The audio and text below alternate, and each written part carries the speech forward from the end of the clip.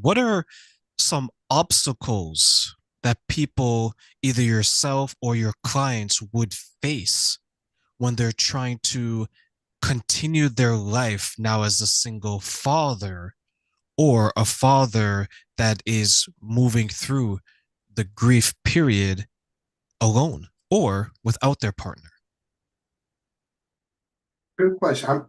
The reminders remind you, mind you, everyone knew you as a union, knew you as a couple. So now they're learning you as an individual, and you are learning how to walk through your journey as an individual.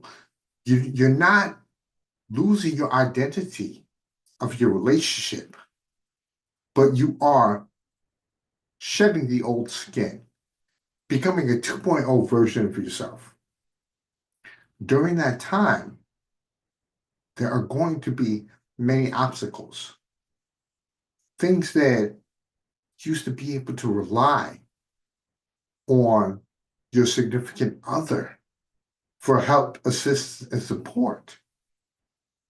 And now you have to either look for outside sources to offer you some support, or you're going to have to build your own wherewithal in order to address having support.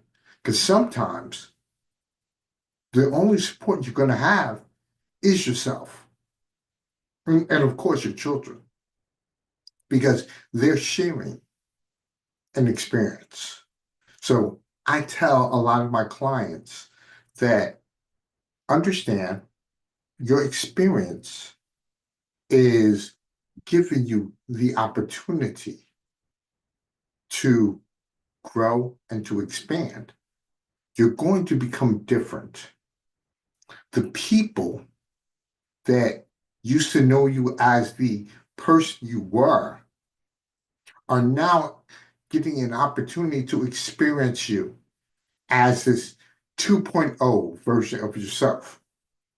But during that 2.0 evolution, you're going to have some stumbles, you're going to have some falls, you're going to shift, you're going to look at yourself and say, I don't think I can do this because it is hard. It's a challenge. But that's when I say, look back at what you have already accomplished.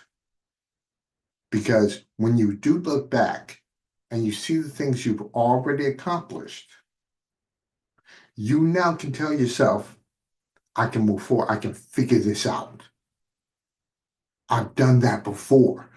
There was an area where I did not understand, but I dealt with it. There's going to be a point of misunderstanding, but I'm going to figure out how to navigate through it. I remember when I went through a loss of my grandmother, and that was probably the more difficult of the few that I had. I, as a person, knew that other people were looking towards me for strength and understanding while I was still trying to do the same for myself. So you're being pulled in so many different ways. And I wonder then how many of your clients, or maybe you went through this, struggle with being there for themselves instead of trying to be there for everyone else. What are your thoughts? That is one of the biggest things you have to deal with because everyone is expecting you to fall down, but then there are also others who are facing experiences related. And for them, they're falling down. They need your support in order to maintain. I tell my clients, let me give you a personal story. I remember when I initially started going through my experience, and my wife's mother, her and I We were pretty cool until my wife died. And then when my wife died, things became a challenge. But I had to get past that and realize that she had a connection with my wife where she needs extra support. This was a biological connection that she had with my wife. So I needed to raise my emotional intelligence and get past the fact that she had some issues with me. And I had to find a way to communicate with her so that she can understand that I'm not her enemy. I her and I, we've both gone through a challenging situation. It's different because I did not have a biological connection to my wife.